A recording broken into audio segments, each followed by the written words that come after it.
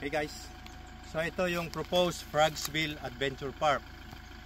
So makikita nyo doon yung ambience, bundok, overlooking dito, bundok.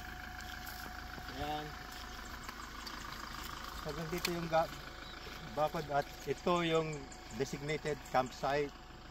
Yung mga masukal na yan, lilinisin ko yan. Mga non-bearing fruit trees, puputulin ko yung lahat, mangga lang yung iiwan dyan. Flat yung banda na yan.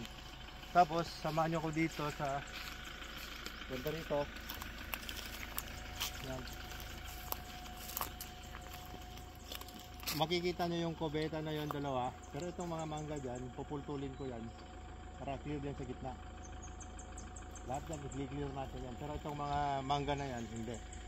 So dun sa baba, sa may lagoon, pwede rin dun mang campsite. So hopefully, ang plano ko dito is lagyan ko ng kayak at saka bili ng ATV para may mapaglibangan ng mga bata na pupunta dito. Good vibes!